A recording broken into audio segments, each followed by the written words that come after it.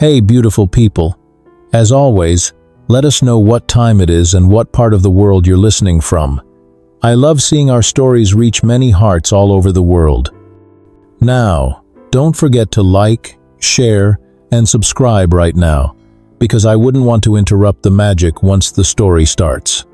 Thank you, and let's dive in.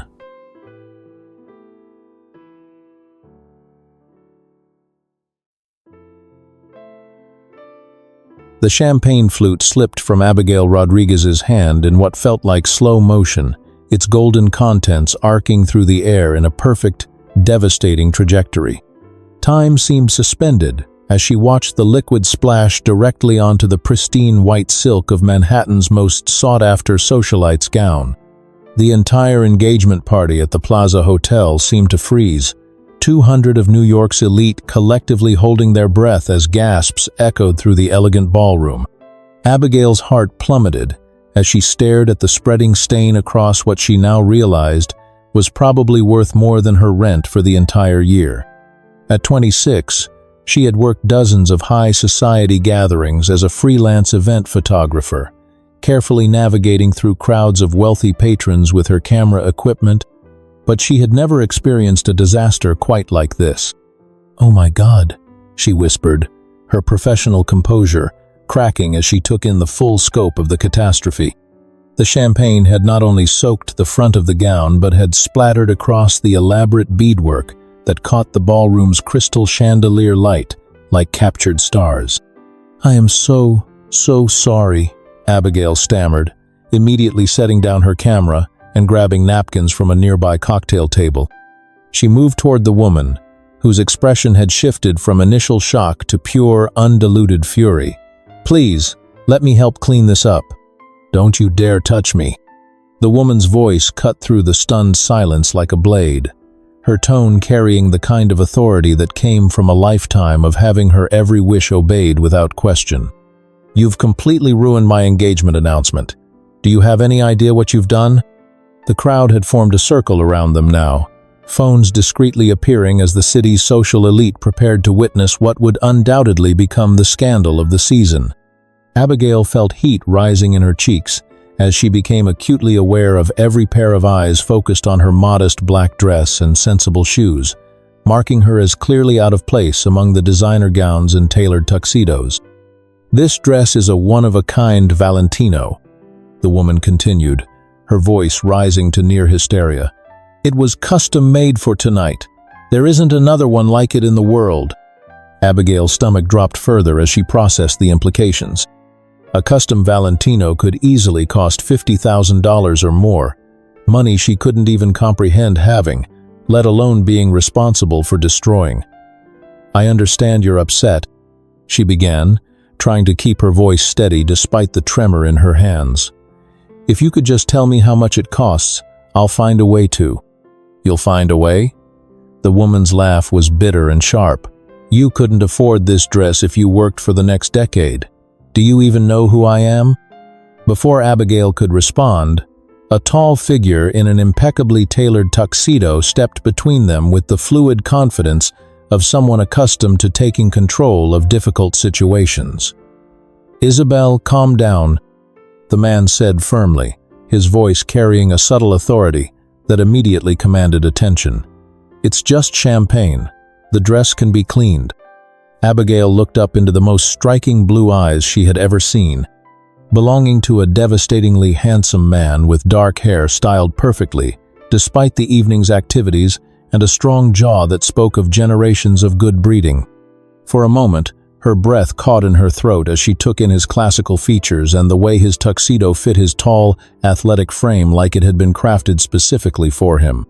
However, any fleeting attraction evaporated instantly when he turned those piercing blue eyes on her with a look of cold disdain that made her feel about 2 inches tall. "Though I have to say," he continued, his gaze never leaving Abigail's face, "that was incredibly careless. Do you have any idea how much that dress costs? It's probably worth more than you make in a year." The condescension in his voice hit Abigail like a physical blow, and she felt her own temper beginning to flare in response to his arrogant assumption about her financial situation. "Excuse me?" she said, lifting her chin defiantly despite the embarrassment burning in her cheeks. "But accidents happen. I said I was sorry, and I meant it. But I don't need some arrogant stranger lecturing me about." Arrogant? The man's dark eyebrows rose in what might have been amusement, if his expression wasn't so coldly superior. "I'm simply pointing out that there are consequences for carelessness. Perhaps you should stick to photographing events where the guests can't afford to sue you for property damage." The casual cruelty of his words took Abigail's breath away. She had dealt with difficult clients before, wealthy people who looked down on her because of her modest background, but something about this man's dismissive attitude sparked a fire in her that she couldn't contain. "And perhaps you should mind your own business?" she shot back, her professional composure finally cracking completely. "I don't know who you think you are, but your opinion of my career choices is neither requested nor appreciated.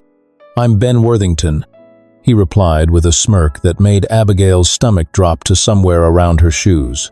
"Isabel's brother, and you just ruined my sister's engagement party." The name hit Abigail like a truck. Worthington, as in the Worthington Group, one of New York's most powerful real estate and investment companies. She had photographed enough society events to recognize the family name, and she suddenly understood why the woman, Isabel, had seemed so confident in her fury. The Worthingtons weren't just wealthy. They were Manhattan royalty, the kind of family that could destroy someone's career with a phone call. Security guards were already approaching, their polite but firm expressions making it clear that Abigail's evening was about to come to an abrupt end. She could see her professional reputation crumbling before her eyes as she imagined word of this disaster spreading through New York's interconnected social circles. Who would hire a photographer who couldn't be trusted not to destroy priceless clothing?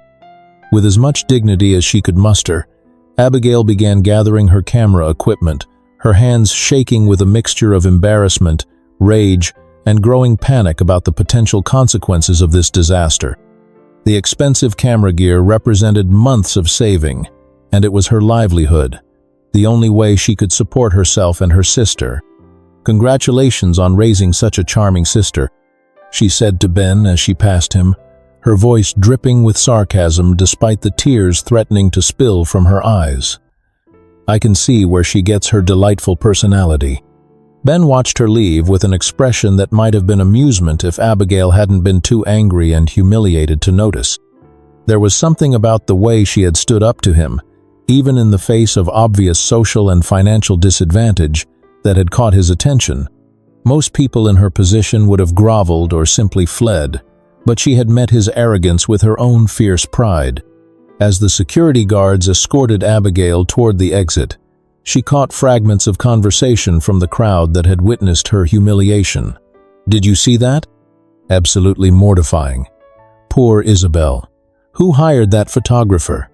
Each comment felt like another nail in the coffin of her career. The last thing she saw before the ballroom doors closed behind her was Ben Worthington's tall figure, still standing where she had left him, his expression unreadable as he watched her forced departure. 3 months later, Ben sat across from his mother in her elegant Upper East Side penthouse, watching Margaret Worthington set down her bone china teacup with the kind of precision that had been drilled into her by decades of high society training. The morning light streaming through the floor-to-ceiling windows illuminated the tasteful interior of the apartment, from the antique Persian rugs to the carefully curated collection of impressionist paintings that lined the walls. "Darling, I'm going to be direct with you," Margaret said, her tone carrying the kind of maternal authority that Ben had learned to respect even at 30 years old. "Your grandfather wants you to succeed him as CEO, but the stakeholders are becoming increasingly concerned about your lifestyle choices." Ben shifted uncomfortably in the Louis XVI chair that had been in his family for 3 generations, already suspecting where this conversation was heading. "What exactly do you mean by lifestyle choices?" he asked, though he had a sinking feeling he already knew the answer. Margaret's expression was both sympathetic and determined as she leaned forward slightly. I mean, your reputation as New York's most eligible bachelor isn't working in your favor anymore, Benjamin. The business world has evolved, and image matters more than ever before." She gestured toward a stack of business magazines on the coffee table between them, several of which featured articles about executive leadership and corporate responsibility. "Richard Mason is married with 2 children and coaches Little League on weekends. Gerald Peterson just got engaged to Senator Williams's daughter. Michael Torres has been with his partner for 5 years, and they're active in multiple charitable organizations." Ben ran a hand through his dark hair, a gesture of frustration that his mother recognized from his childhood. "My personal life shouldn't affect my business qualifications," he said, though he could hear the defeat creeping into his voice. "I've increased our development division's profits by 30% over the last 2 years.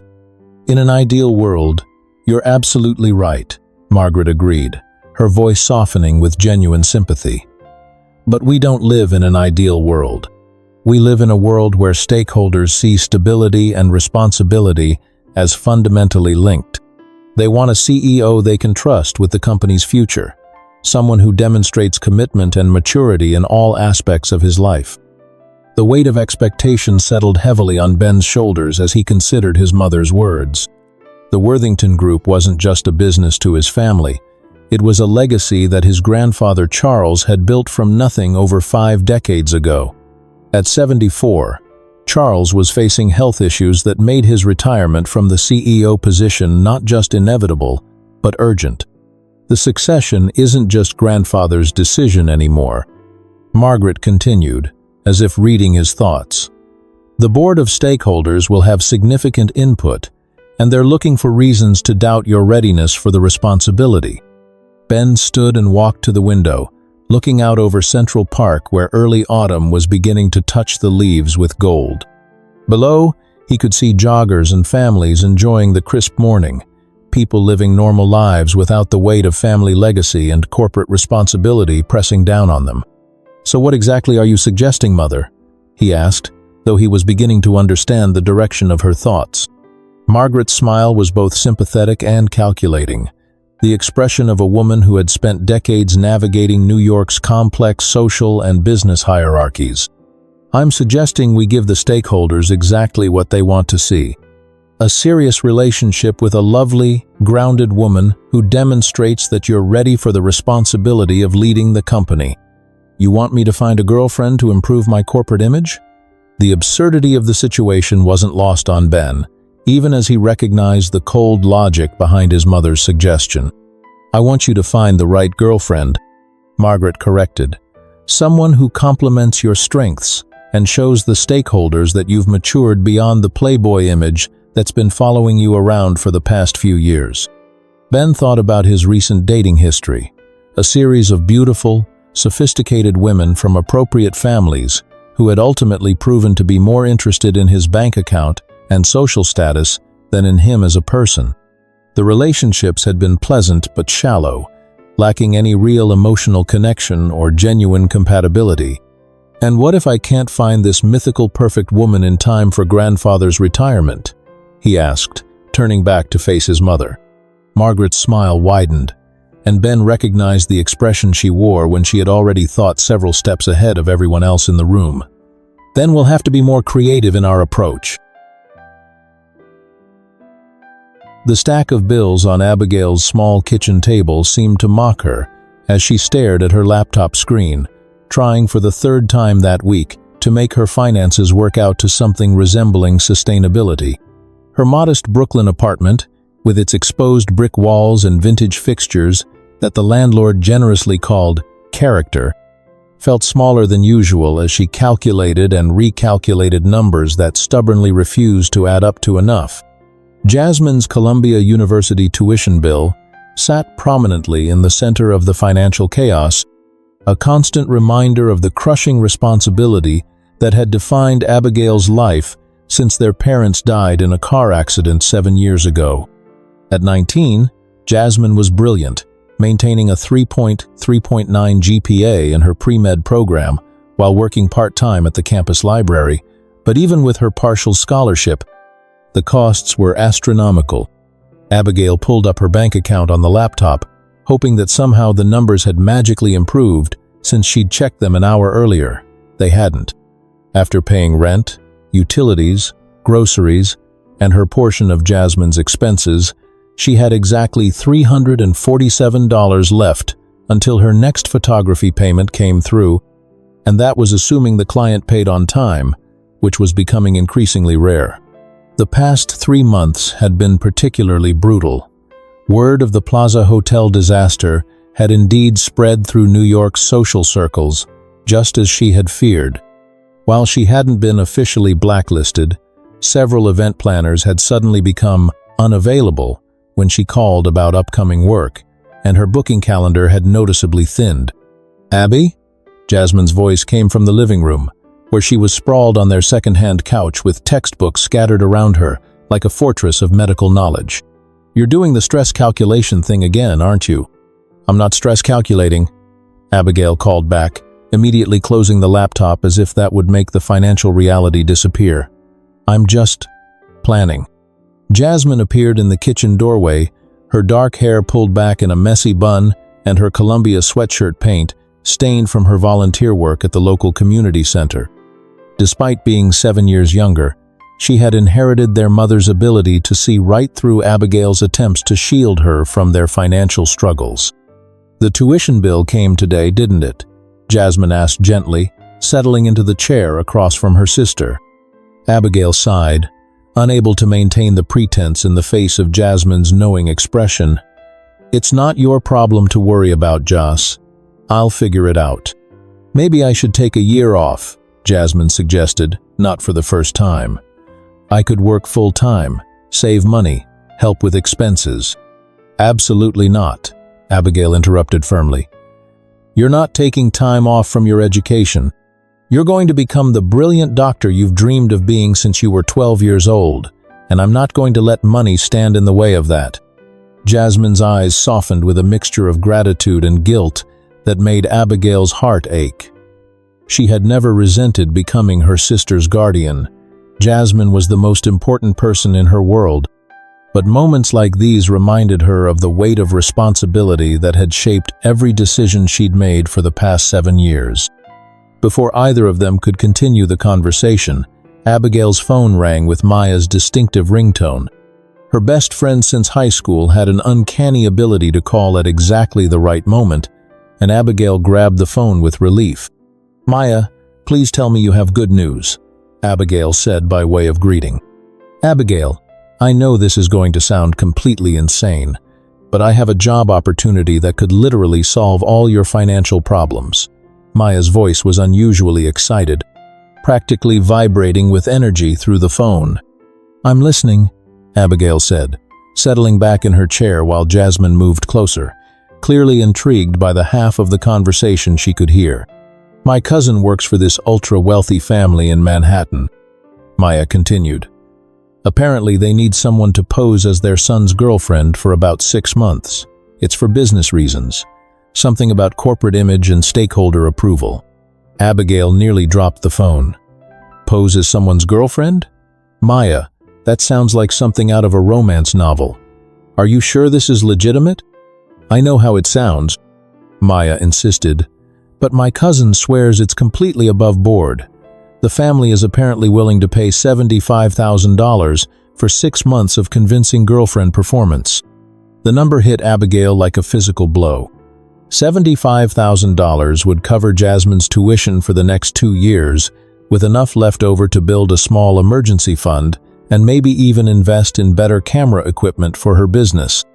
75,000, she repeated slowly, watching Jasmine's eyes widen across the table. "For 6 months of pretending to be someone's girlfriend. The guy apparently needs to appear settled for business reasons," Maya explained. "All you would have to do is show up to family dinners, some business events, maybe a few social gatherings. Think of it as extended acting work, but with really, really good pay." Abigail's practical mind immediately began searching for the problems with this too-good-to-be-true offer. "What's the catch?" "There's always a catch with this kind of money." "Well," Maya said, and Abigail could hear the slight hesitation in her voice. The family is very wealthy and very prominent in New York society. They need someone who can hold her own in that world but isn't actually from it. Someone genuine who won't be recognized by their usual social circle. How prominent are we talking? Abigail asked, though she was beginning to suspect she already knew the answer. Like, private jet and personal security prominent, Maya admitted. But that's why they're willing to pay so much.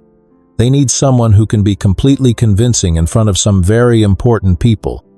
Abigail closed her eyes, torn between the desperate need for the money and every instinct that told her this was a terrible idea. She thought about Jasmine's dreams of becoming a doctor, about the bills piling up on her table, about the uncertainty of her photography career in the wake of the Plaza Hotel incident. "I'll need to think about it," she said finally. "Abby," Maya's voice gentled, "I know it sounds crazy, but this could be the break you need. And honestly, what's the worst that could happen? You spend 6 months eating expensive food and attending fancy parties, and then you walk away with enough money to secure Jasmine's future." After she hung up, Abigail sat in her kitchen staring at the tuition bill while Jasmine waited patiently for an explanation. "Someone wants to pay me $75,000 to pretend to be their son's girlfriend," Abigail said finally. Jasmine blinked. "That's specific." "It's insane," Abigail corrected. "It's absolutely insane, and I'd have to be desperate to even consider it." They sat in silence for a moment, both of them acutely aware of exactly how desperate their situation had become. "But you're going to do it, aren't you?" Jasmine asked softly. Abigail looked at her sister, brilliant, determined, deserving of every opportunity the world could offer, and felt her resolve crystallize. "Yeah," she said, "I think I am." 2 days later, Abigail stood in the marble lobby of one of Manhattan's most exclusive residential buildings, wearing her best dress, a simple navy blue sheath that she hoped conveyed professionalism rather than desperation, and carrying herself with as much confidence as she could muster. The doorman had scrutinized her with the kind of polite suspicion reserved for people who clearly didn't belong in such rarefied surroundings, but Maya's cousin had provided all the necessary clearances. The elevator ride to the penthouse felt endless, giving Abigail too much time to second-guess her decision and imagine all the ways this could go spectacularly wrong. She had spent the previous evening researching proper etiquette for interacting with Manhattan's elite, watching YouTube videos about formal dining and business social events, until her head spun with rules about wine glasses and conversation topics. Margaret Worthington greeted her at the penthouse door, with the kind of warm smile that immediately put Abigail at ease, despite the obvious wealth displayed in every carefully chosen detail of the apartment's interior. She was an elegant woman in her mid-50s, with silver-streaked hair styled in a sophisticated bob and the kind of effortless grace that spoke of generations of good breeding. "Abigail, thank you so much for coming," Margaret said, leading her into a sitting room that probably cost more than most people's houses. "Please, make yourself comfortable. Can I offer you tea? Coffee?" "Tea would be lovely, thank you," Abigail replied, settling into a chair that was probably a priceless antique, and trying not to think about accidentally damaging anything. Margaret poured tea from an elegant silver service, while explaining the situation with the kind of matter-of-fact tone that suggested arranging fake relationships was a perfectly normal part of her daily routine. "The situation is quite straightforward," Margaret began. "My son Benjamin needs to appear to be in a stable, serious relationship to improve his chances of succeeding his grandfather as CEO of our family company. The stakeholders are concerned about his image as an unmarried playboy, and they need to see him as responsible and committed." "And Benjamin is comfortable with this arrangement?" Abigail asked, accepting the delicate china teacup and hoping her hands weren't shaking enough to rattle it against the saucer. Margaret's smile became slightly more complicated. "Well, Benjamin will be here shortly to discuss the details himself. I thought it would be best for you to meet before we finalize any arrangements." As if summoned by his mother's words, the sound of the front door opening echoed through the apartment, followed by a familiar voice that made Abigail's blood freeze in her veins. "Mother, I'm here for this ridiculous meeting about finding me a fake girlfriend to appease the board." The voice stopped abruptly as Ben Worthington appeared in the doorway, his expression shifting from casual annoyance to complete, stunned disbelief as his eyes locked on Abigail's face. "You," he said, his voice flat with shock. "The photographer from Isabel's party." Abigail felt the bottom drop out of her stomach as recognition crashed over her like a tidal wave. Of all the wealthy families in New York, of all the sons who might need fake girlfriends for business purposes, it had to be him. Ben Worthington, the arrogant, condescending man who had humiliated her in front of 200 of Manhattan's elite 3 months ago. "This is a mistake," she said, standing so quickly that she nearly knocked over her teacup. "I should go. This was clearly a misunderstanding." "Wait just a moment," Margaret interjected, looking between them with growing interest rather than concern. "You two know each other? How absolutely perfect. That will make this arrangement so much more believable." "Believable?" Ben's laugh was bitter and sharp as he moved into the room, his presence seeming to fill the elegant space despite its generous proportions. "Mother, this woman is clumsy, argumentative, and completely inappropriate for our family." The casual cruelty of his words hit Abigail like a slap, bringing back every moment of humiliation from that awful night at the plaza. Her temper flared instantly, overriding her desperation and her need for the money. "Inappropriate?" she shot back, lifting her chin defiantly despite the way her heart was pounding. "Mr. Worthington, I may not have been born into wealth, but I'm professional, educated, and perfectly capable of conducting myself appropriately in any social situation." "You spilled champagne on my sister's custom Valentino gown," Ben pointed out coolly. "It was an accident," Abigail replied through gritted teeth. "Something that could happen to anyone, regardless of their bank account balance." Margaret watched their exchange with fascination, her experienced eye noting the way electricity seemed to crackle between them even when they were arguing. The spark was undeniable, even if it currently manifested as mutual antagonism rather than attraction. "This is exactly what we need," Margaret declared, her voice cutting through their verbal sparring. "Real chemistry, genuine reactions. You two will be completely convincing because there's already a dynamic between you." "There's a dynamic, all right," Abigail muttered. "It's called mutual dislike, which can easily be reframed as passionate attraction," Margaret replied smoothly. "The line between love and hate is notoriously thin, particularly in the eyes of outside observers." Ben ran a hand through his hair, clearly struggling with the situation. "Mother, this is insane. I can't spend 6 months pretending to be in love with someone who actively despises me. And I can't spend 6 months pretending to be in love with someone who thinks I'm beneath him," Abigail added, though even as she said it, she could feel her resolve wavering as she thought about Jasmine's tuition and their mounting bills. Margaret set down her teacup with a decisive clink. "Let me be very clear about what's at stake here," she said, her tone taking on the authority that had made her one of New York's most formidable social organizers. "Benjamin, without this arrangement, your chances of becoming CEO are minimal. The stakeholders have made their concerns abundantly clear." She turned to Abigail. "And my dear, I understand from our mutual acquaintance that you have significant financial responsibilities that this arrangement would address." The weight of their respective desperation settled over the room like a heavy blanket. Ben needed to secure his professional future and family legacy. Abigail needed to secure her sister's education and their financial stability. Margaret had identified their mutual need and crafted a solution that served everyone's interests. "The terms would be straightforward," Margaret continued, sensing their wavering resistance. 6 months of convincing relationship performance, including family dinners, business events, and social gatherings. You would maintain separate living arrangements, but during all public appearances, you would need to appear genuinely in love. "How public are we talking?" Abigail asked, her practical mind already working through the logistics despite her emotional reservations. "Business functions, Charity galas, family gatherings, Ben answered, his tone resigned as he began to accept the inevitable. Nothing too intimate, but enough to establish a pattern of serious commitment. And the financial arrangement?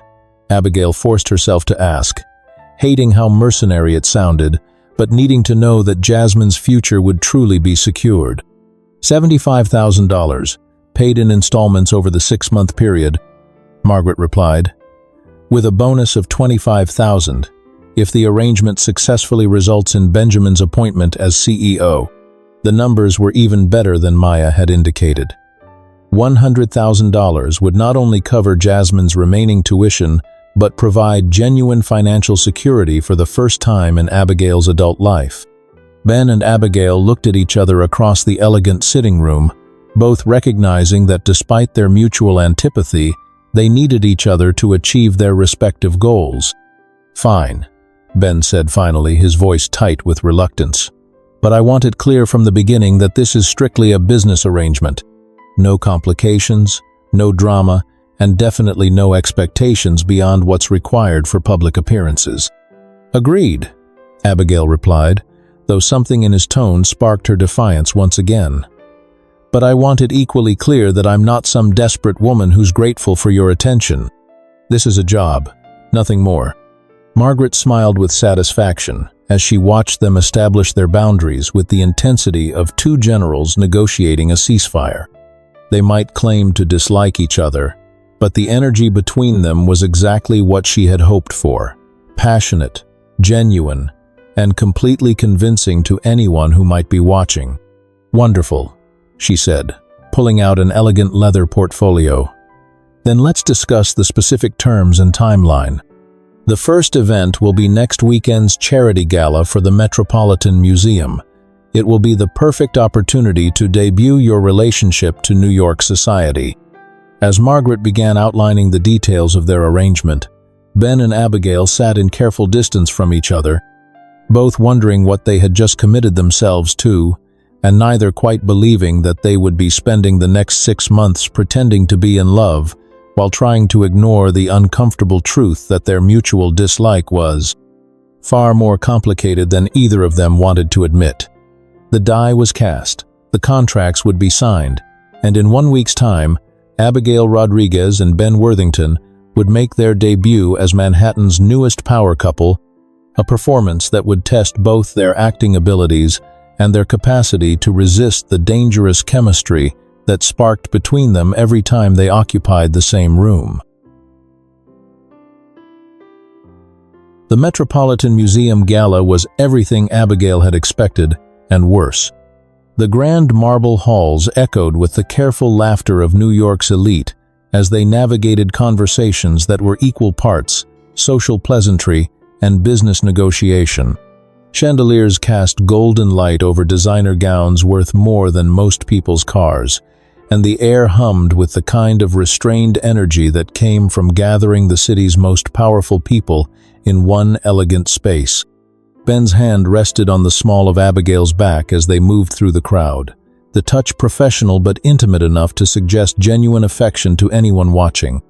To Abigail, it felt like a brand against her skin, a constant reminder that every gesture, every smile, every moment of apparent intimacy was carefully orchestrated for public consumption. "Could you at least try to look like you enjoy my company?"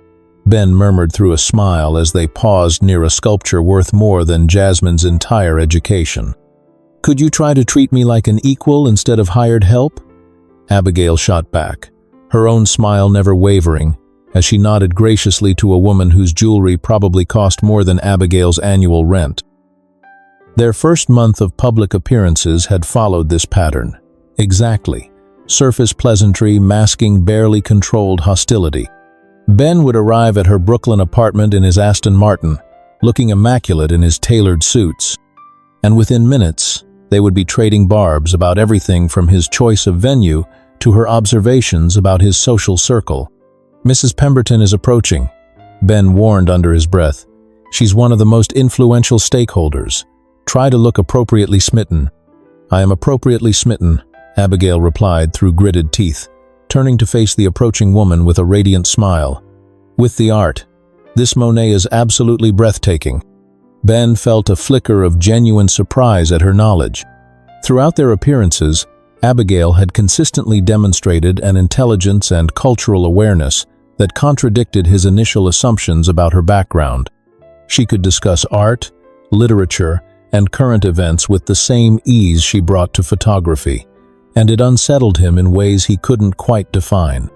"Benjamin, darling," Mrs. Pemberton descended upon them with the enthusiasm of a woman who lived for social intrigue. "You must introduce me to this lovely young woman we've been hearing so much about." "Of course," Ben replied smoothly, his arm tightening almost imperceptibly around Abigail's waist. "Mrs. Pemberton, I'd like you to meet Abigail Rodriguez." Abigail, Mrs. Pemberton, serves on the board of both the museum and our company. Abigail extended her hand with practiced grace. "It's wonderful to meet you, Mrs. Pemberton. The gala is absolutely beautiful. You must be so proud of what the committee has accomplished." "Oh, aren't you sweet?" Mrs. Pemberton beamed, clearly charmed. "And so refreshing to meet someone who appreciates the arts. Tell me, dear, how did you and Benjamin meet?"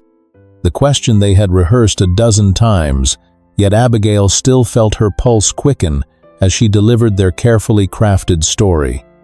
"We met at a gallery opening in Soho.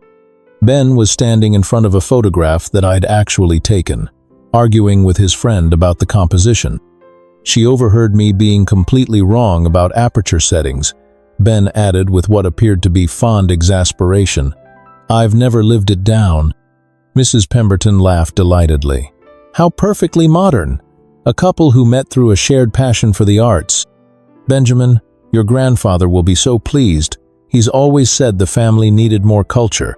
As Mrs. Pemberton moved on to her next social obligation, Ben and Abigail maintained their pose of intimate connection while she processed the interaction. "That went well," Abigail murmured. "You were perfect," Ben admitted, and something in his tone made her look up at him sharply. For a moment, his expression was unguarded, showing genuine appreciation rather than his usual condescension.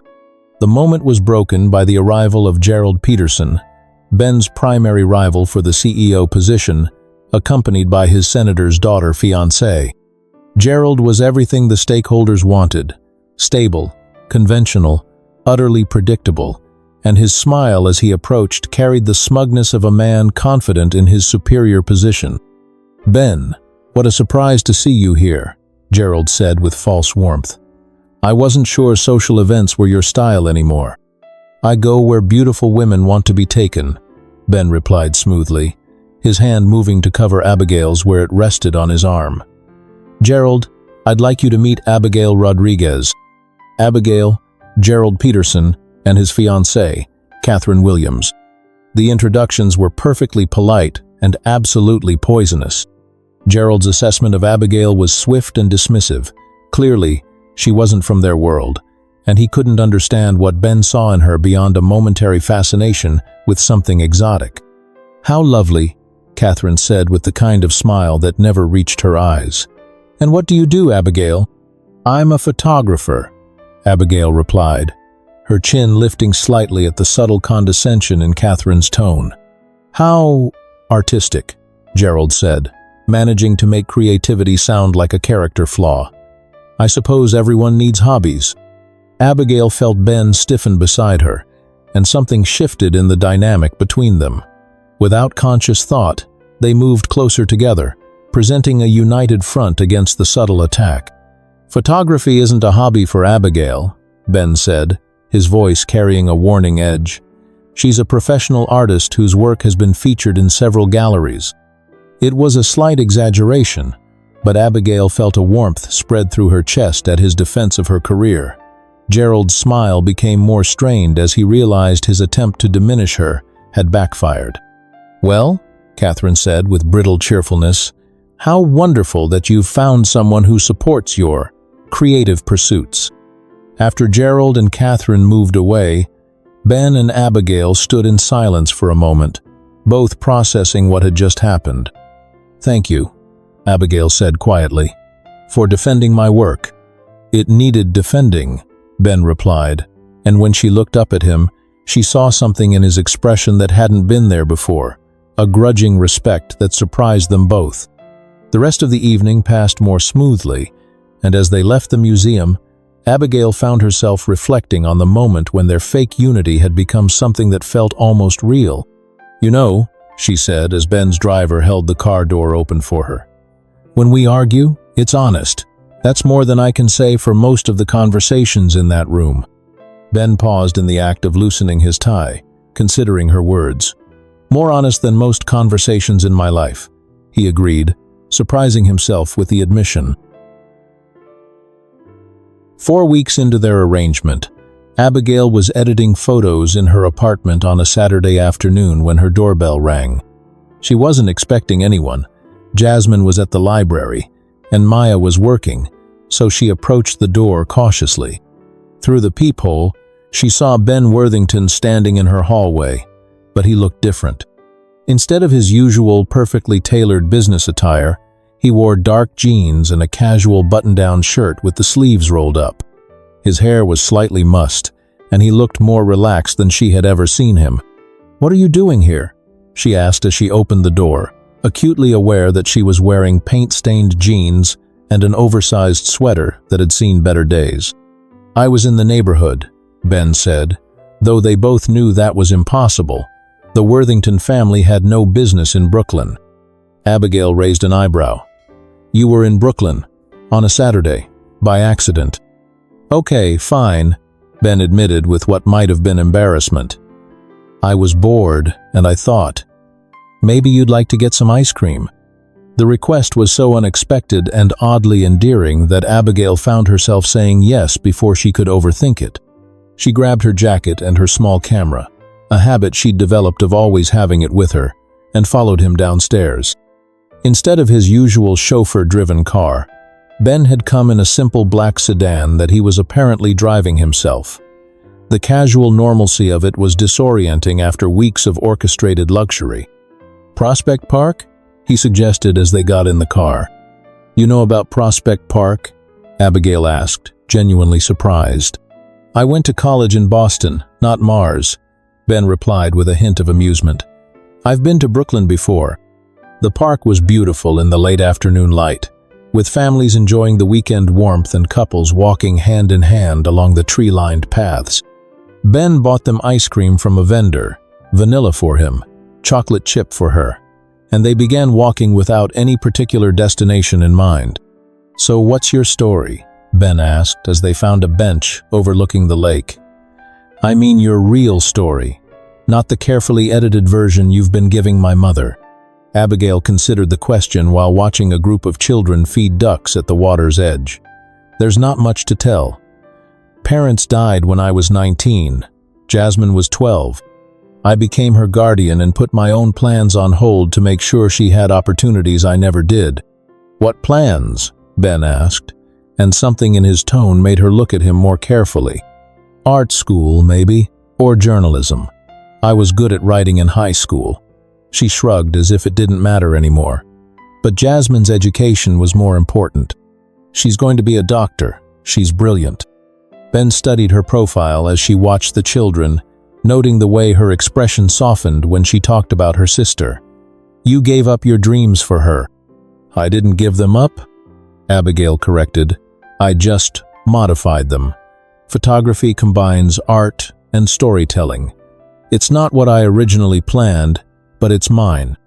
She pulled out her camera and began taking candid shots of the park scene, children playing, couples sharing quiet moments, an elderly man feeding pigeons. Ben watched her work, fascinated by the way she became completely absorbed in capturing the world around her. "You see things differently," he observed. "Everyone sees things differently," Abigail replied, adjusting her settings as the light changed. "Most people just don't pay attention to what they're seeing." She turned the camera on him, catching him in an unguarded moment as he watched the sunset reflect off the lake. Through the viewfinder, she could see past his usual, carefully controlled expression to something more vulnerable underneath. "You look different when you're not wearing a suit," she said, snapping the photo. "Different how?" Ben asked, genuinely curious. "More human," she replied with a grin that made his heart skip unexpectedly. "Hey, let me see that," Ben said, reaching for her camera. As he looked through the viewfinder at her, something shifted in his perception. Through the lens, he could see past Abigail's defensive walls to the warmth and intelligence that lit up her features. The golden hour light caught the highlights in her dark hair and made her brown eyes seem to glow from within. "You're beautiful," he said softly, the words slipping out before he could stop them. Abigail's cheeks flushed, but she didn't look away. For a moment, the careful boundaries they had maintained dissolved, and they were just a man and woman sitting on a park bench, seeing each other clearly for the first time. The walk back to her apartment was filled with a different kind of tension than they had grown accustomed to. Not the antagonistic energy of their public appearances, but something deeper and more dangerous. They talked about books, travel, the differences between their childhoods, finding unexpected common ground in their shared love of old movies, and their mutual skepticism about social media. At her doorstep, they stood facing each other in the gathering dusk, both aware that something fundamental had changed between them during their afternoon together. "Thank you," Abigail said quietly, "for today, for being yourself." Ben stepped closer, his hand reaching up to touch her face. The gesture was gentle, nothing like the calculated touches they shared at public events. "Abigail, His phone rang, cutting through the moment like a blade. His chauffeur's voice could be heard clearly in the evening air. "Mr. Worthington, I've arrived as scheduled for your dinner engagement." The spell broke instantly, and both of them stepped back awkwardly, suddenly remembering who they were supposed to be and why they were together. "Good night, Abigail," Ben said, his voice rough with emotions he couldn't quite name. "Good night," she whispered, watching him walk away and wondering what would have happened if his phone hadn't rung. After their afternoon in Prospect Park, the dynamic between Ben and Abigail shifted in subtle but unmistakable ways. Ben began showing up at the coffee shop where Abigail edited her photos, initially claiming he was in the neighborhood for business meetings, though the frequency of his appearances suggested otherwise. "You know," Abigail said one morning, as Ben settled into the chair across from her with his laptop, "for someone who supposedly has business all over Brooklyn, you spend a suspicious amount of time in this particular coffee shop." "Maybe I like the coffee," Ben replied, though they both knew the small cafe served perfectly ordinary coffee that couldn't compare to what he was accustomed to. "Or maybe you like the company," Abigail suggested, not looking up from the photos she was editing on her laptop screen. Ben paused in the act of opening his computer, caught off guard by her directness. "Maybe I do," he admitted. Their conversations during these informal meetings ranged from heated debates about business ethics to philosophical discussions about art and meaning. Abigail challenged Ben's assumptions about privilege and responsibility, while he offered perspectives on ambition and legacy that she had never considered. "You can't tell me you don't see the irony," Abigail said during one particularly intense discussion about corporate social responsibility. "Your family's wealth was built on real estate development that displaced working-class families, and now you want credit for building affordable housing." "It's called growth," Ben replied, but without his usual defensiveness. "Recognizing past mistakes and working to correct them." "Or it's called good PR," Abigail countered.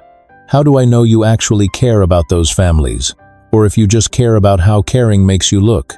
Ben considered her question seriously before answering. "A year ago, I would have said the distinction didn't matter as long as the outcome was positive. But now, I think you've made me realize that intention matters more than I wanted to believe." These conversations left both of them energized and unsettled, drawn to each other's minds in ways that felt dangerous given the temporary nature of their arrangement. Their public appearances became effortlessly natural as their genuine connection deepened. At a charity auction for children's literacy, their shared amusement at a particularly pompous art critic's commentary had them leaning into each other with genuine laughter. When Ben's business rival Gerald Peterson commented to a group of stakeholders that Ben seems to have finally found someone who can keep up with him intellectually, Both Ben and Abigail felt a surge of pride that had nothing to do with their arrangement. "We're getting good at this," Abigail murmured as they left another successful event, Ben's hand warm and familiar on her back. "Maybe too good," Ben replied, and something in his tone made her look at him sharply. The danger of their growing connection became apparent one evening when Ben arrived at Abigail's apartment to pick her up for a gallery opening. She answered the door, wearing a simple black dress that somehow made her look both elegant and approachable, her hair falling in loose waves around her shoulders. "You look incredible," Ben said, the words coming out more intensely than he had intended. "Thank you," Abigail replied, suddenly shy in a way that had nothing to do with their public performance. As they drove to the gallery, their conversation was more subdued than usual, both of them aware of the charged atmosphere that had been building between them for weeks. The gallery opening was exactly the kind of event they had become experts at navigating, Ben's arm around Abigail's waist, her hand resting on his chest as they discussed the artwork with other attendees, their bodies naturally gravitating toward each other in ways that spoke of genuine intimacy. "The photographer has an interesting perspective on urban isolation," Abigail commented as they stood before a series of black and white photographs. "You could do better," Ben said quietly, and when she looked at him in surprise, he continued, "Your work has more humanity. These are technically proficient, but they don't have the emotional depth of your photos." The unexpected compliment, delivered with complete sincerity, made Abigail's heart race in a way that had nothing to do with their performance.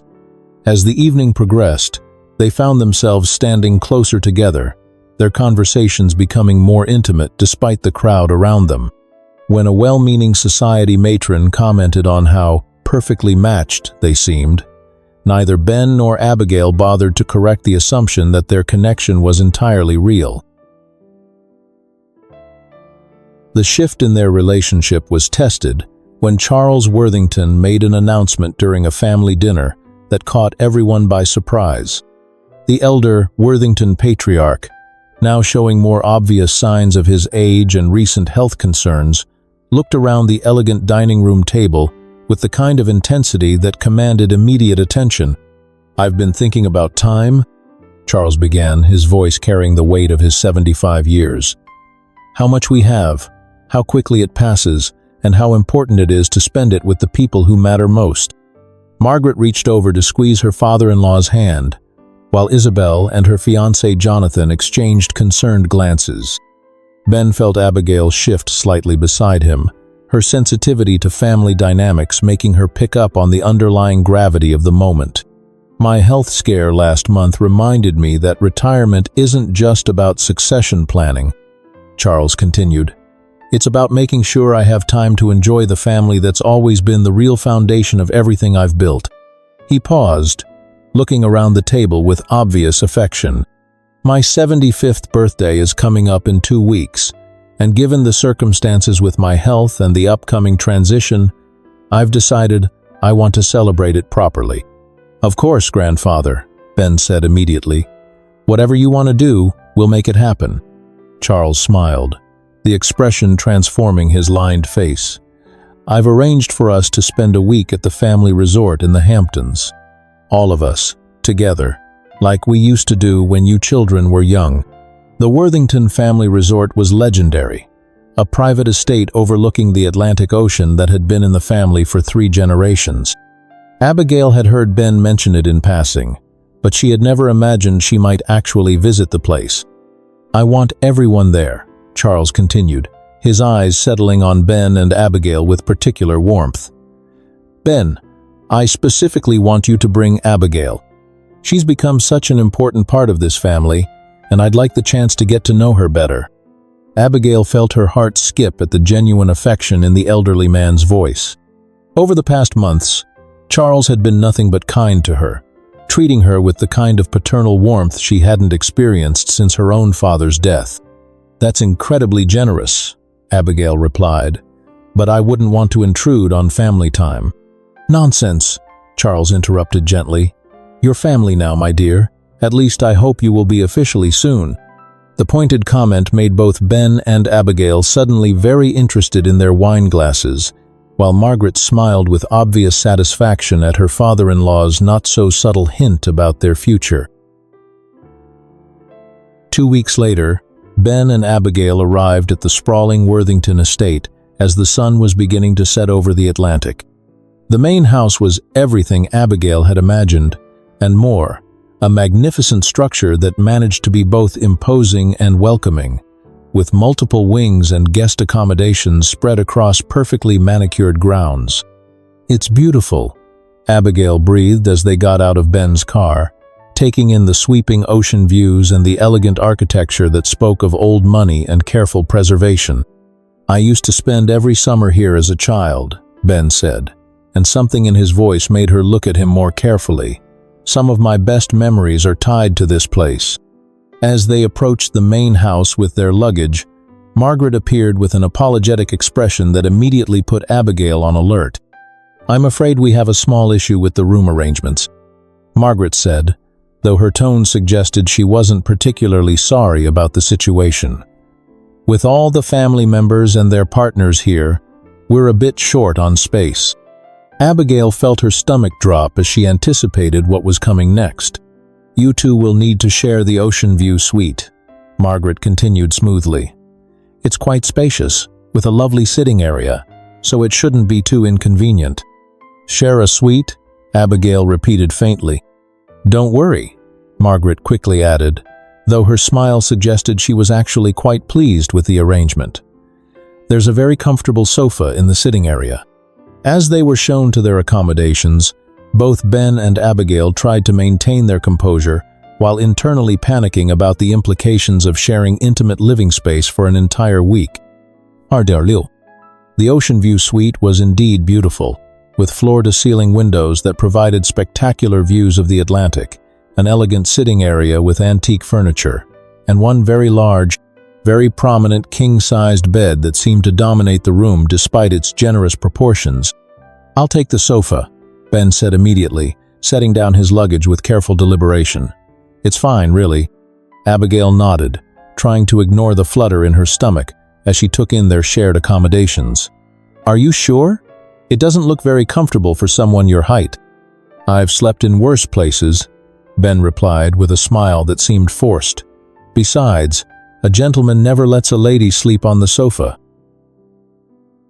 The first night was awkward, with both of them overly polite and careful not to invade each other's space. Ben changed in the bathroom while Abigail used the bedroom, and they maintained formal distance even as they said goodnight. Abigail lay in the large bed listening to Ben moving around in the sitting area, acutely aware of his presence just beyond the thin wall that separated them. But by the second day, their natural dynamic began to reassert itself in ways that felt both comfortable and dangerous. "Did you seriously bring a hairdryer that sounds like a jet engine?" Ben called out from the sitting area as Abigail got ready for breakfast, his voice carrying fond exasperation rather than genuine annoyance. "Did you seriously use all the hot water in a house this big?" Abigail shot back, emerging from the bathroom with her hair half-dried and a mock expression of outrage. "There are 12 bathrooms in this house," Ben pointed out reasonably. "Then why didn't you use one of the other 11? Abigail demanded, though she was fighting a smile. Their banter became more playful as the days progressed, and they fell into comfortable routines that felt surprisingly natural. Ben would wake up early and have coffee ready when Abigail emerged from the bedroom. She would save him the good pastries from the family breakfast buffet. In the evenings, they would sit together on the private terrace overlooking the ocean, sharing stories and arguing about everything from business ethics to the best pizza toppings. "You know," Abigail said one evening as they watched the sunset paint the sky in brilliant shades of orange and pink, "you're different here, more relaxed. It's hard to maintain corporate formality when someone has seen you with bedhead." Ben replied, making her laugh. "For the record," Abigail said, then immediately blushed at her own words, "your bedhead is actually quite charming." Ben felt his heart skip at her admission. "Charming, huh?" he teased, but his voice was softer than usual. "Don't let it go to your head," Abigail warned, but but she was smiling in a way that made Ben's chest tighten with emotions. He was trying very hard not to examine too closely. The family dynamics during their stay were revealing in ways that surprised them both. Charles treated Abigail with genuine grandfatherly affection, asking about her photography and sharing stories about his own youth that made her feel truly welcomed into the family circle. Isabel, initially suspicious, gradually warmed to Abigail's genuine interest in her wedding plans and her complete lack of interest in competing for attention. "I have to admit," Isabel said one afternoon as she and Abigail walked along the beach while the men played tennis, "I didn't expect to like you." "Because of the champagne incident?" Abigail asked with a wry smile. "Because you're not like the other women Ben usually dates," Isabel corrected. "They're all the same. Beautiful, but empty. You're different. You challenge him." Abigail felt a warmth spread through her chest at the unexpected compliment.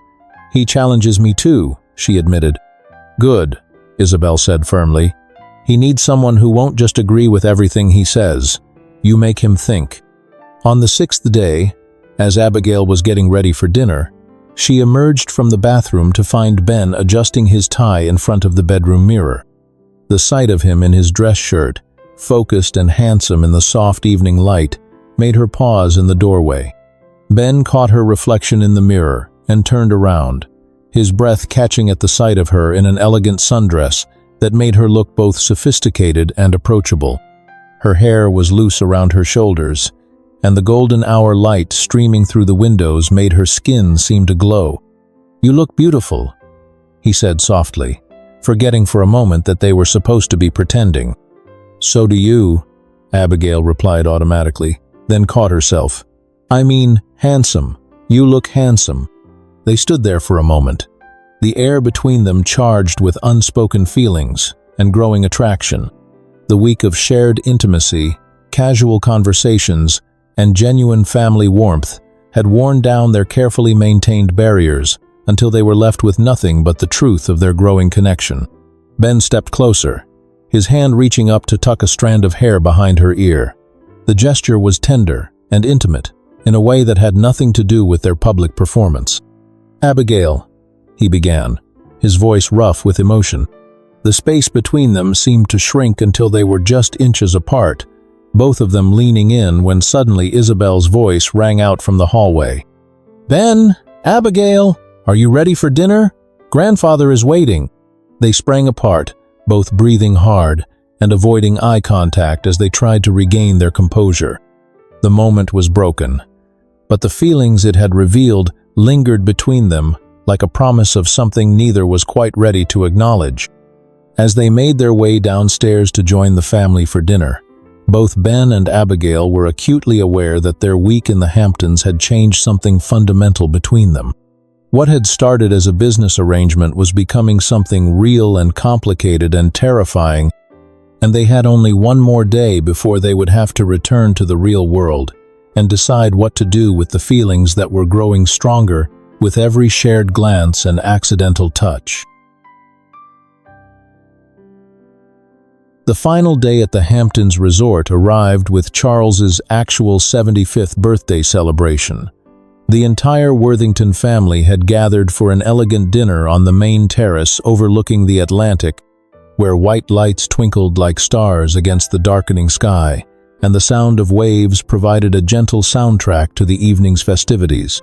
Charles gave a heartfelt speech about family, legacy, and the importance of finding people who truly mattered in life.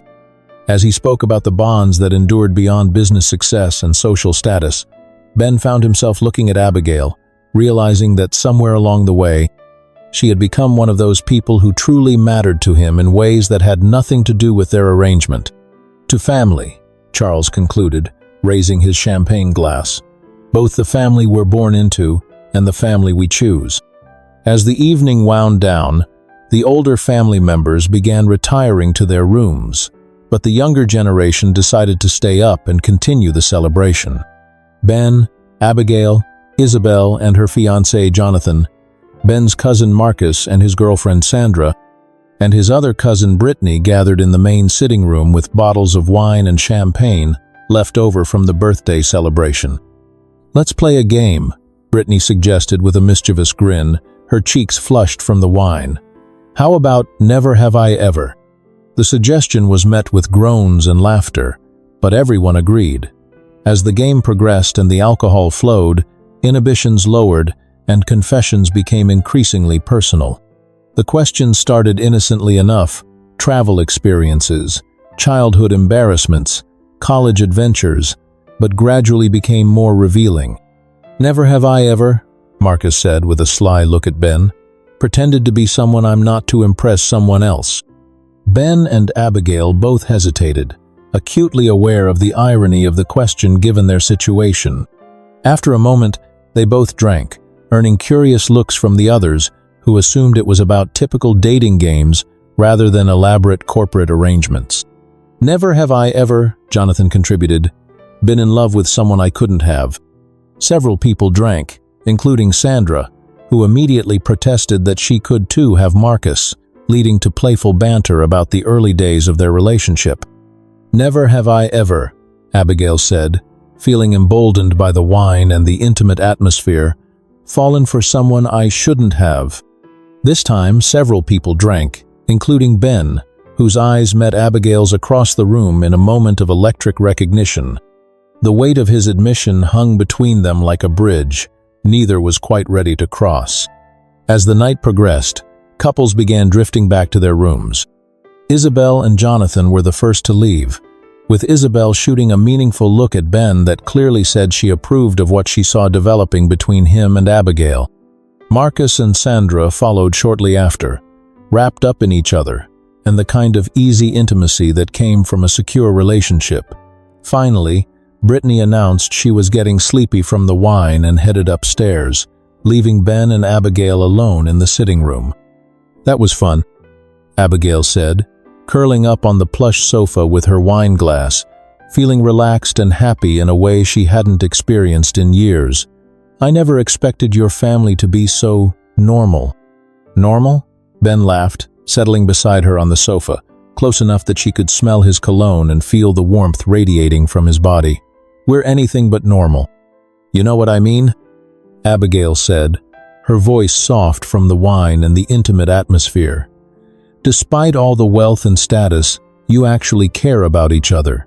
You support each other. Is that surprising?" Ben asked, genuinely curious about her perspective.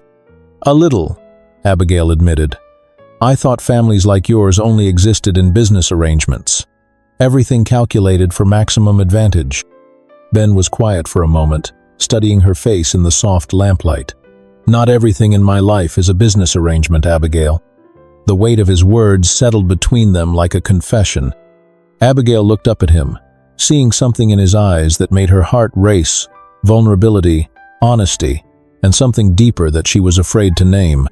"Ben," she began, but before she could finish the thought, he leaned down and kissed her.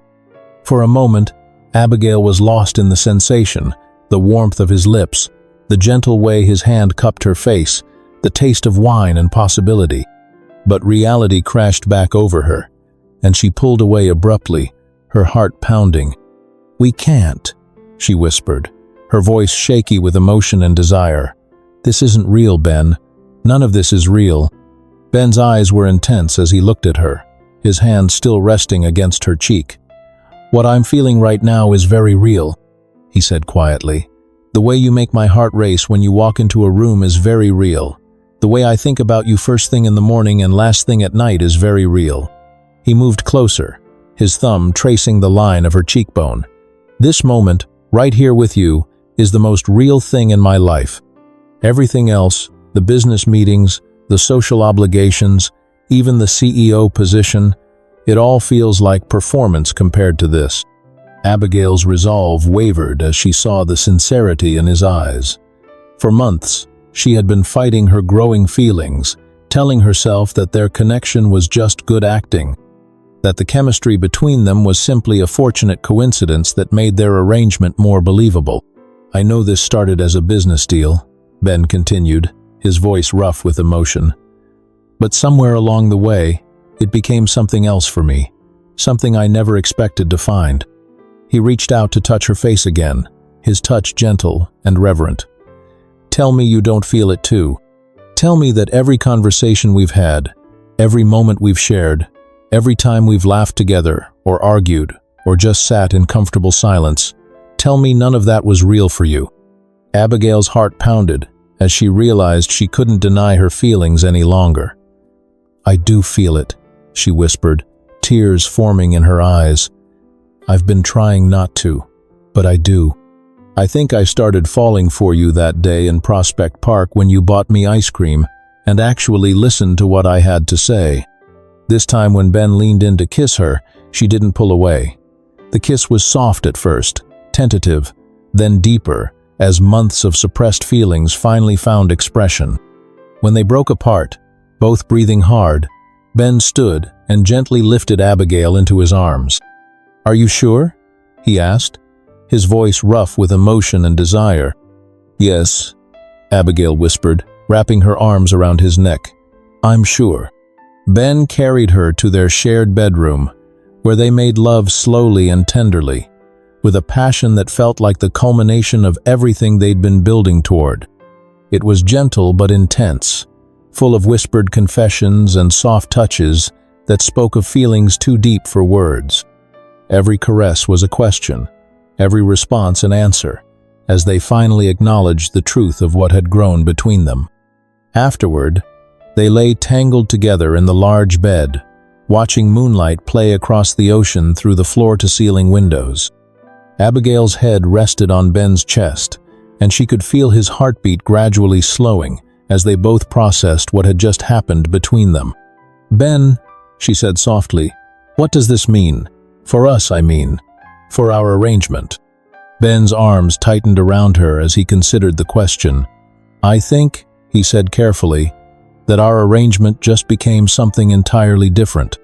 The next morning, Abigail woke to sunlight streaming through the ocean-facing windows and an empty bed beside her. For a moment, panic set in as the memory of the night before washed over her. Had it been a mistake? Had Ben regretted their intimacy and left early to avoid an awkward conversation? Her fears were dispelled when the door opened and Ben appeared carrying a breakfast tray, still in his pajama pants but with a shirt hastily thrown on. His smile was soft and genuine as he approached the bed, and Abigail felt her heart skip at the tender expression in his eyes. "Good morning, beautiful," he said, setting the tray down carefully on the nightstand. "I thought you might be hungry." Abigail pulled the sheet up to cover herself, suddenly shy in the morning light. "Ben, about last night," she began, but he interrupted her gently. "Last night was amazing," he said, sitting on the edge of the bed and reaching out to take her hand. "It was perfect, and it wasn't a mistake, at least not for me." Relief flooded through Abigail as she saw the sincerity in his eyes. "I was afraid you might regret it," she admitted. "Never," Ben said firmly, his thumb tracing circles on her palm. "Abigail, I need you to know that my feelings for you are completely real. What happened between us last night wasn't just physical. It was me showing you how much you mean to me." He took a deep breath, his expression becoming more serious. "I know this complicates our arrangement, but I can't pretend anymore that I don't have real feelings for you. Would you consider making this real? Not for the cameras or the stakeholders, but because I'm falling in love with you, and I want to see where this goes." Abigail's heart soared as she realized this was everything she'd been hoping to hear but hadn't dared to expect. "Yes," she said, her voice filled with joy. "Yes, I want to try this for real." Ben's smile was radiant as he leaned down to kiss her again, soft and sweet in the morning light. "Then we're officially together," he said against her lips. "For real this time." 3 weeks after their return from the Hamptons, Ben and Abigail had settled into a routine that felt natural and right.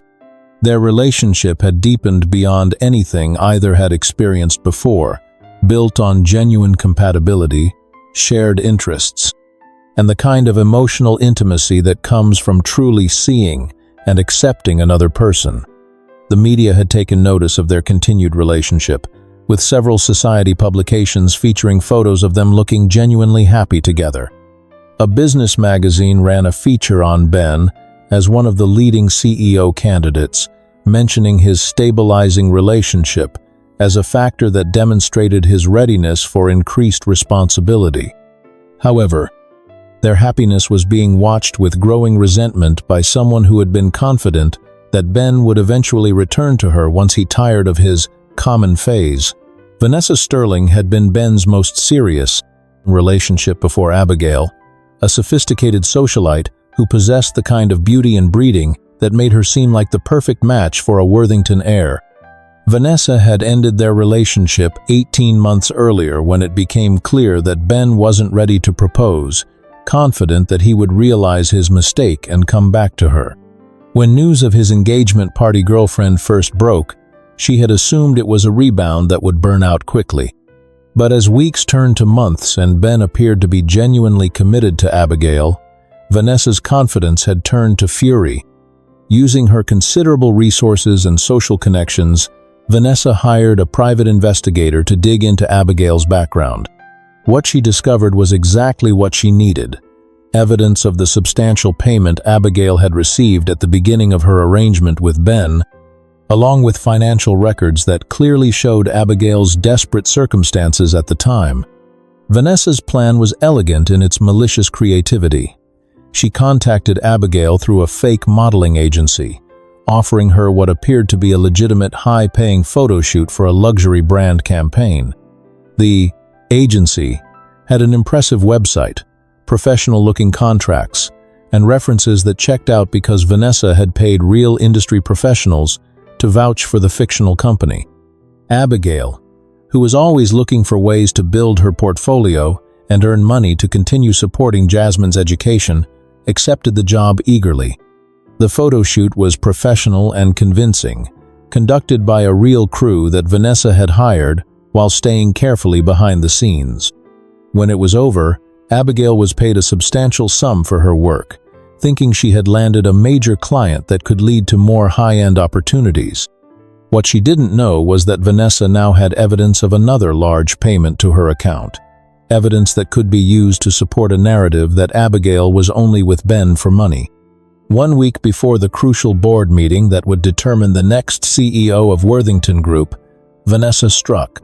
She leaked information to James Green, a prominent gossip blogger known for his society connections and willingness to publish scandalous stories about New York's elite. The headline was devastating. Worthington heirs fake romance. CEO candidate pays actress to play girlfriend.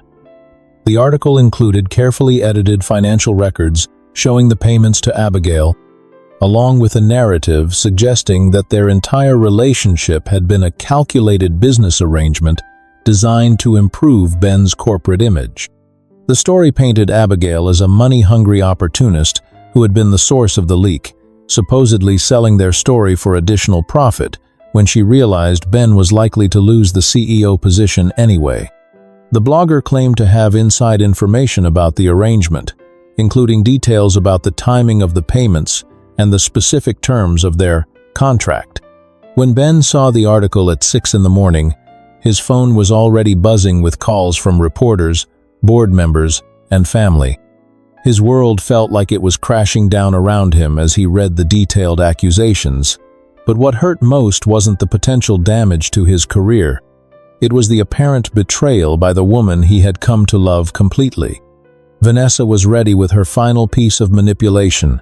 She called Ben while he was still reeling from the article, her voice dripping with false sympathy. "Ben, darling, I am so sorry you had to find out this way," she said, her tone perfectly calibrated to suggest reluctant honesty. "I tried to warn you months ago that she wasn't what she seemed." "What are you talking about, Vanessa?" Ben demanded, though his voice lacked its usual authority. "I've been trying to protect you," Vanessa continued. "When I heard about your arrangement with that photographer, I hired someone to keep an eye on the situation. I was worried about exactly this kind of thing happening." She sent him a carefully edited screenshot of the payment she had made to Abigail for the fake photo shoot, manipulated to make it appear as though Abigail had sold information about their relationship to the press. "She played you perfectly, darling," Vanessa said with fake sympathy. "First, she took your money to pretend to be your girlfriend. Then she took money from the media to destroy your reputation.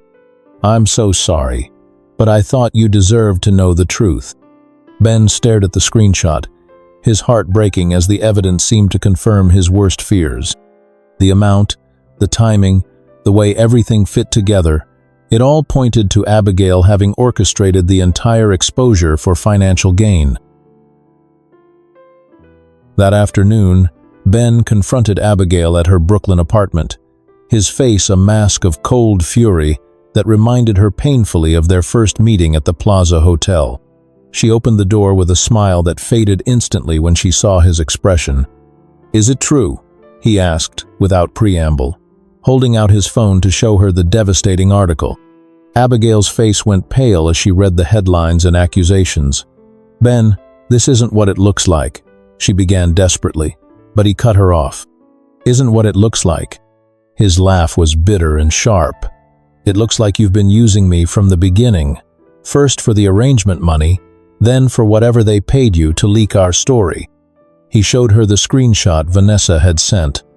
"This payment was made 3 days ago, Abigail. 3 days before the story broke. Are you going to tell me that's another coincidence?" "That's from a photo shoot," Abigail protested, reaching for him as tears began forming in her eyes. "Ben, please let me explain. A photo shoot that happened to pay the exact amount someone would pay for an exclusive story about New York's most eligible bachelor?" Ben's voice was raw with pain and fury. "How convenient." "You don't understand," Abigail tried again, her voice breaking. "Someone set this up. Someone wanted to make it look like." "Like what? Like you've been playing me for a fool this entire time?" Ben stepped back from her outstretched hand. "Was any of it real, Abigail? Was that night at the resort real? Or were you just that good an actress?" "Of course it was real," Abigail cried, tears streaming down her face. "Everything between us was real, Ben. I love you. If you loved me, you wouldn't have destroyed my life for money," he said quietly, his voice filled with devastating hurt.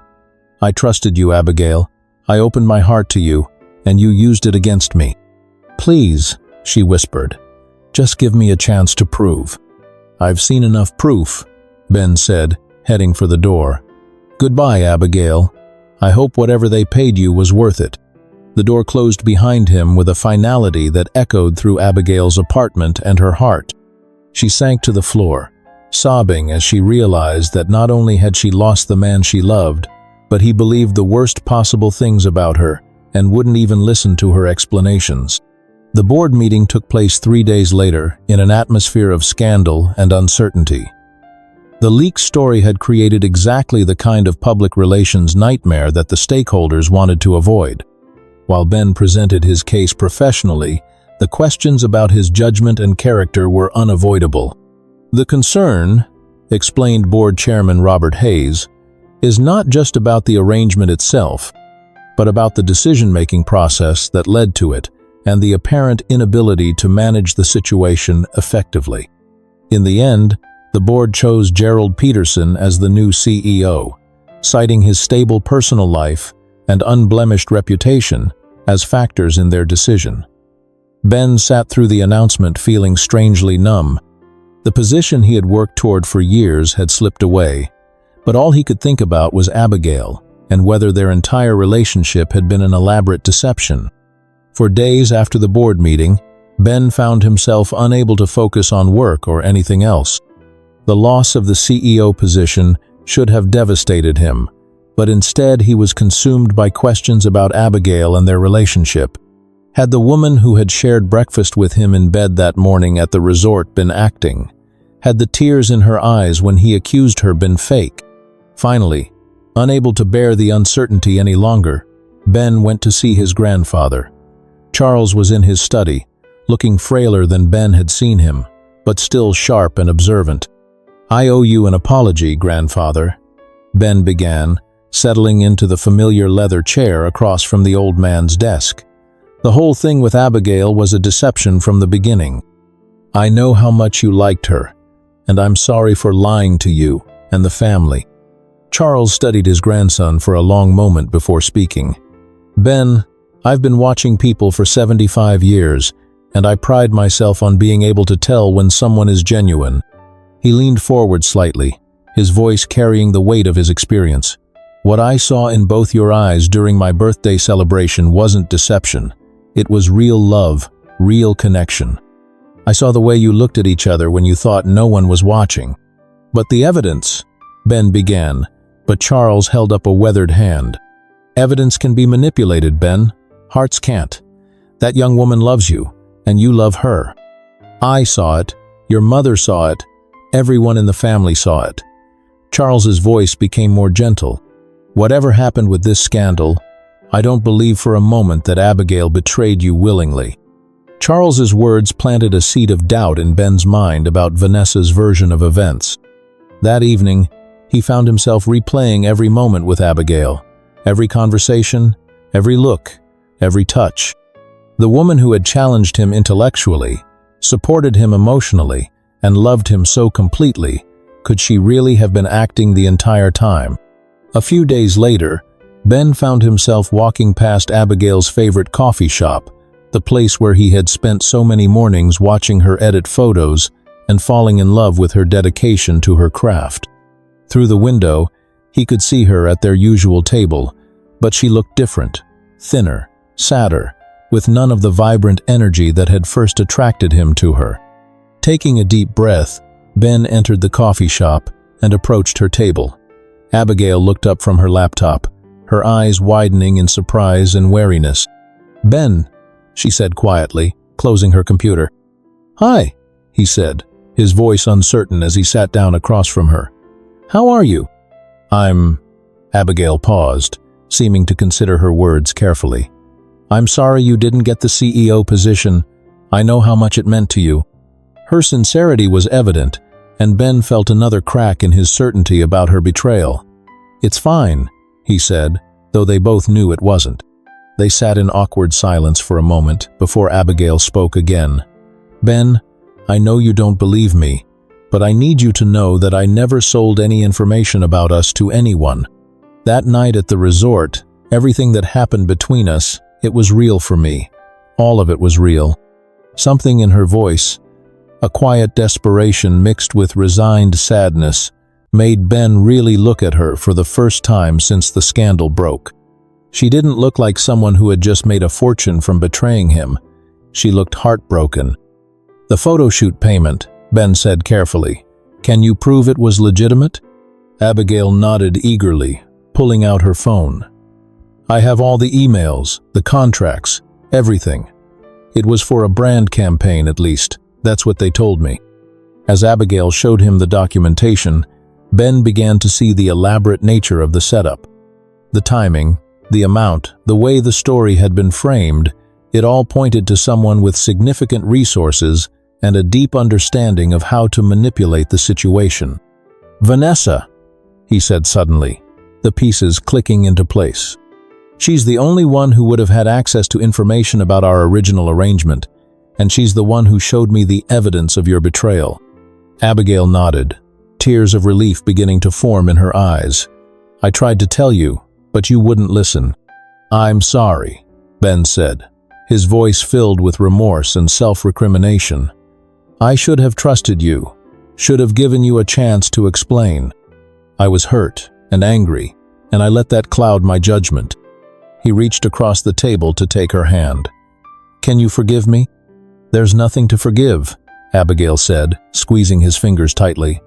"You had every reason to be suspicious. The evidence looked damning, and I know how it must have seemed. But I should have known you better than that," Ben insisted. "I should have trusted what I felt when I was with you, instead of what someone else told me to believe." Over the following weeks, Ben and Abigail slowly rebuilt their relationship, this time on an even stronger foundation of trust and understanding. They exposed Vanessa's manipulation, providing evidence to the authorities, though they ultimately chose not to pursue criminal charges, deciding instead to focus on their future together, rather than dwelling on the past. Their love deepened as they worked through the challenges the scandal had created. Ben discovered that losing the CEO position had actually freed him to pursue work that was more meaningful to him. With his grandfather's support and blessing, he eventually started his own sustainable development company, focusing on affordable housing and community revitalization projects that aligned with his values. Abigail's photography career flourished as she gained confidence and recognition for her unique artistic vision. The scandal had paradoxically increased her visibility, and several galleries became interested in her work. She began documenting community stories and social issues, finding a way to combine her artistic talents with her desire to make a meaningful impact. 6 months later, Ben proposed to Abigail for real, not in a moment of passion, but after careful consideration and planning.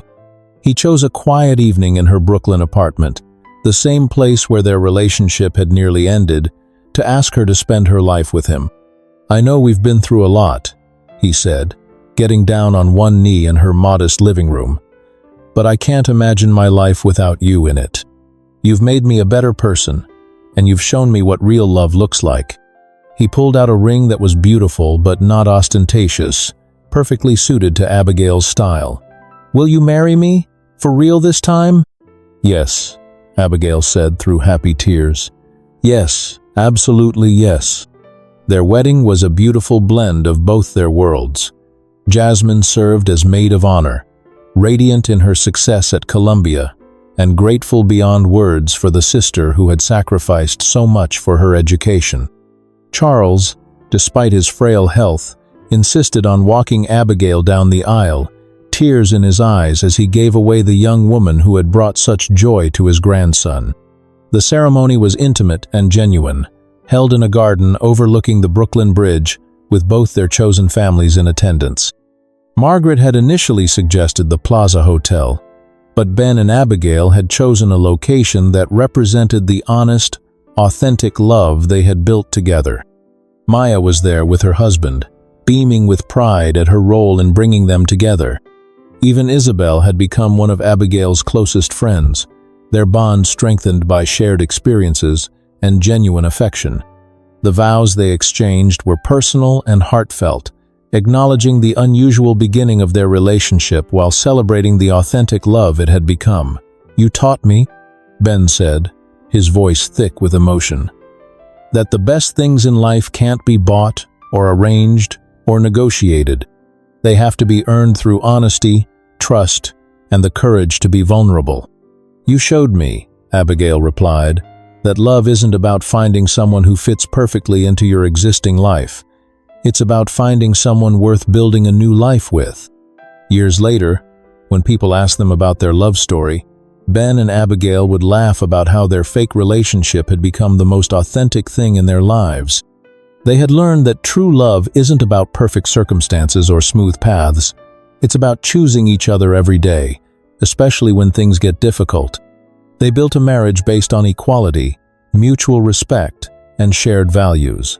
Ben's sustainable development company grew into a major force for positive change in urban communities, while Abigail's photography evolved into a renowned practice, documenting social justice issues and community resilience. Jasmine graduated from medical school and became a pediatrician, never forgetting the sacrifice her sister had made for her education. She often credited Abigail and Ben's relationship as an example of what genuine partnership looked like, inspiring her own approach to love and commitment.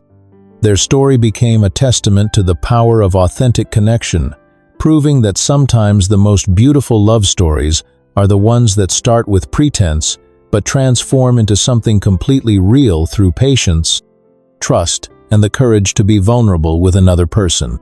They had found in each other not just romantic love, but true partnership and the kind of happiness that comes from being completely known and accepted by another human being.